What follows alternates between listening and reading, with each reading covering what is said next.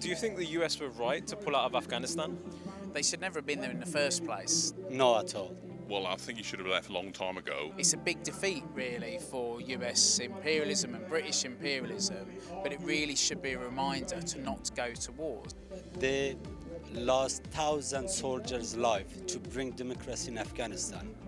So there is no democracy, and they just waste the money after 20 years and waste the 1,000 lives. 240,000 Afghans died. A lot of talk about women. A lot of those were women and children through the American bombing. And you have to explain why a sort of ragtag army, not really financed and armed by anybody, can defeat an American puppet regime with supposedly 300,000 troops. Do you think the UK has a right and a duty to take in these Afghan refugees now? Absolutely. I think as a humanity, as a human being, yes. Well, I think we've largely created that situation. Even if they can't be properly vetted? I think so, yeah. Our position is that, all refugees are welcome in the UK. We're a very rich country.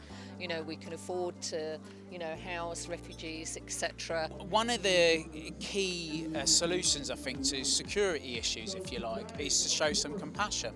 There is now 100,000 people without no future, no home. Even if they stay there, not today, tomorrow, Taliban will come and take them out and they will kill them. People need to leave Afghanistan now. Some people say that we should be slightly more compassionate to the Taliban, as they say they've changed their ways. Do you believe that? I don't believe that they've changed their ways, but I think that the key here is how do people get rights? And whether they will be so wild in terms of denying women the right to work, or children, girls over the age of 12 who go to school, they'll probably moderate that view. If you had one message to our government and Boris Johnson, what would it be? Well, one message is make sure you get out of Afghanistan, make sure you stop invading countries. It's not a joke, really. There is more than 30 million people leaving. It will be a very, very bad reference for Great Britain. They've smashed up that country, and not only we should accept refugees, they should put out money to rebuild that country after that war. In Afghanistan, there needs to be a space where people can fight for rights, can fight for freedoms.